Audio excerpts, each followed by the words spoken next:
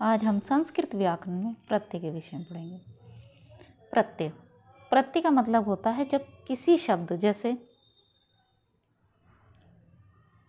हमारा शब्द क्या है, सफल, और इसके अंत में लगा दूँ ता, तो इसका अर्थ क्या होगा, बदल जाएगा। सफल का मतलब होता है कामयाब। क्या होता है? कामयाब। और अगर सफलता की बात करें तो क्या हो जाएगा, ये कामयाबी हो जाएगा। तो दोनों में क्या है, बिल्कुल एक तरीके से अंतर है, क्योंकि सफल मतलब कामयाब और सफलता मतलब उसको कामयाबी मिल गई, उसका लक्ष्य प्राप्त हो गया।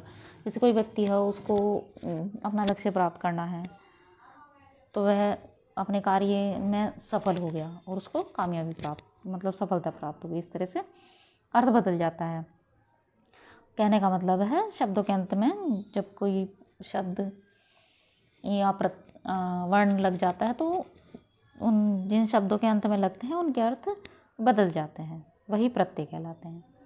ठीक है, अब हम देखते हैं संस्कृत में प्रत्यय। कृत प्रत्यय के अंदर भी अंतर्गत कितने प्रत्यय आते हैं, तो इसमें आते हैं जैसे कत्वा, कत्वा, दूसरा है ल्याप, तीसरा तुमुन, नंबर 4 नयत, नंबर 5 यत, नंबर 6 कत, नंबर 7 कतवतु, नंबर 8 शित्र, नंबर 9 शाणच, नंबर 10 तव्यत, नंबर 11 अनियर। तो 11 प्रत्यय आते हैं कृत प्रत्यय के अंतर्गत। तो हम कृत प्रत्यय में सबसे पहला कृत प्रत्यय का जो भेद है क्या है, कत्वा, इसके विषय में पढ़ेंगे। तो हम इसके कुछ नियम देख लेते हैं। जहाँ दो धातु हैं, मतलब दो से अधिक, दो धातुएं तो हैं ही, जैसे पठ लिख, दो तो है ही, और तीसरी और लगा ले हम हंस, तो कितनी हो गई, 3।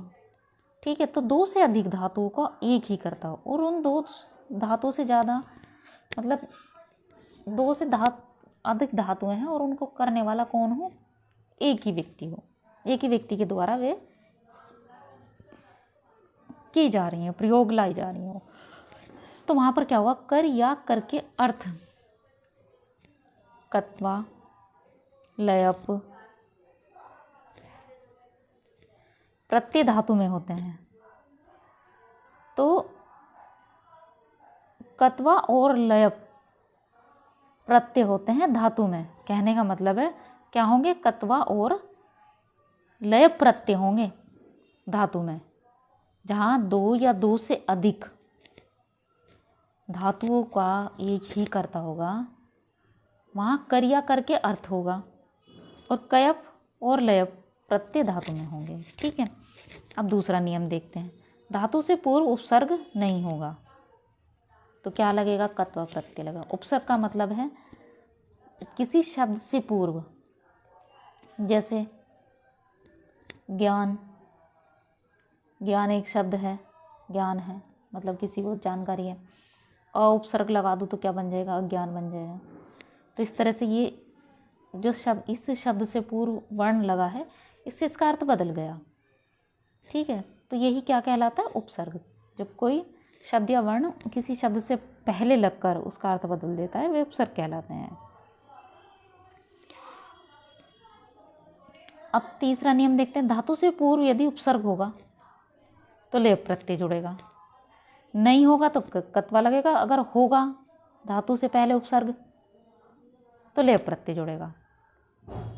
ठीक है, मतलब कि धातु से पूर्व उपसर्ग है ही नहीं, तो वहाँ पर क्या होगा, कत्वा प्रत्यय लगेगा। अगर है तो क्या होगा, लेप प्रत्यय जुड़ेगा। ठीक है, नंबर 4 नियम देख लेते हैं हम। कत्वा और लयप प्रत्यांत रूप अव्यय होते हैं, मतलब ये अव्यय शब्द होते हैं।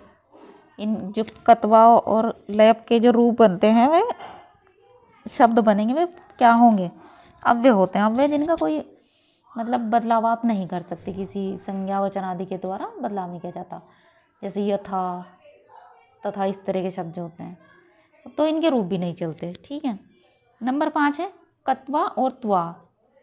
लयप का य शेष रहता है, तो इनका य शेष रहेगा, मतलब कत्वा का त्वा, अगर आपसे पूछा जाए कि शेष किस चीज़, मतलब शेष किस तरह से अगर निकाला जाए, तो कत्वा का तो त्वा, लयप का य शेष रहता है।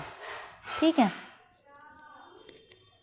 कत्वा प्रत्यय का त्वा होगा, लयप का य शेष रहेगा, लय प्रत्यय का य शेष रहेगा।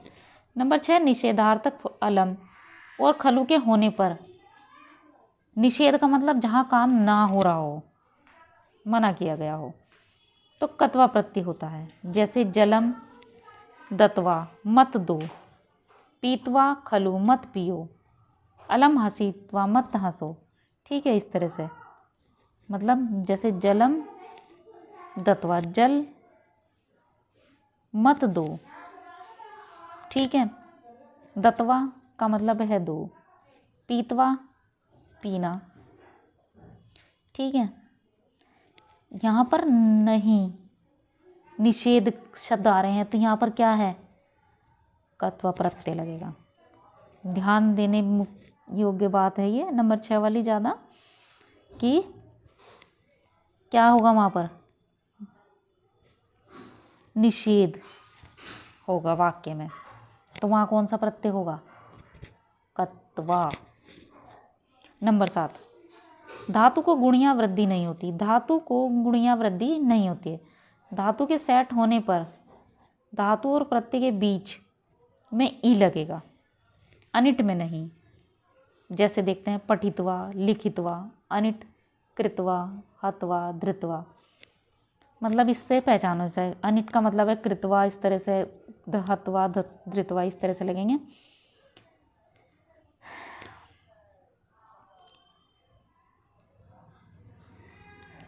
धातु के सेट होने पर, मतलब जहाँ धातु लिखी जा सकती है वहाँ होगा, होने पर धातु और प्रत्यय के बीच में ई लगेगा। ठीक है, अनिट में नहीं लगने का, अनिट के जो शब्द होंगे उनमें नहीं लगेगा, और जो धातु के द्वारा होंगे वे क्या होंगे, उनमें ई लगेगा, ई वर्ण लगेगा। नंबर 8 देखते हैं नियम। जिन धातुओं में मूल रूप से ऊ हटता है, ऊ से उल्लू हट जाता है, मतलब ऊ स्वर है ये, वहाँ धातु और प्रत्यय के बीच ई विकल्प से लगेगी। ई विकल्प से कैसे लगेगी, विकल्प के अनुसार लगेगी। जैसे दो रूप बन सकते हैं, जनितवा जातवा, सनितवा सातवा,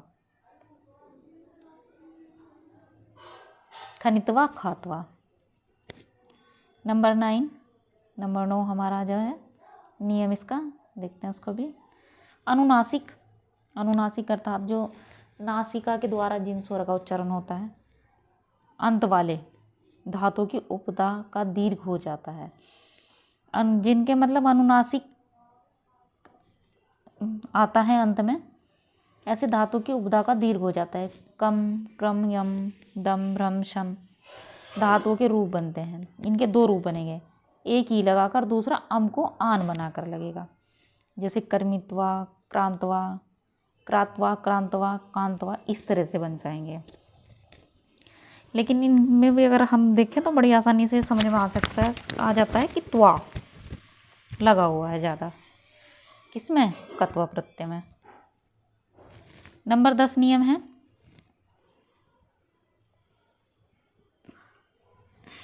धातु के अंति च और ज को क हो जाता है। ज का क्या हो जाएगा, क हो जाएगा। जैसे तज, त्यक्तवा, ज का क्या बन रहा है यहाँ पर, क बन गया, ये यहाँ पर।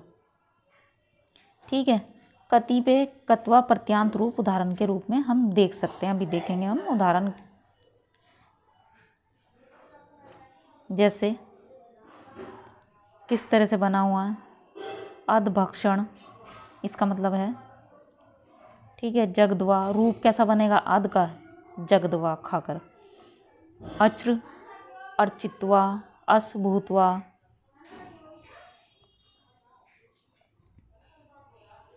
अस असित्वा, आप आप्तवा,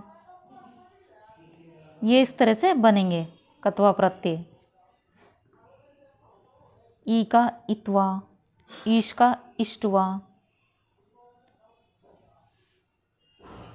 इक्स का इक्ष्तवा, तो इससे आसानी से हमें पहचान हो सकती कि ये कृत प्रत्यय का कत्वा है, इसमें कत्वा प्रत्यय है शब्द में, ऐसे आसानी से पहचानी जा सकती है। गम का गत्वा, ग्री गृत्वा, गे गीतवा, ग्रस ये धातुएं हैं, और ग्रसित्वा,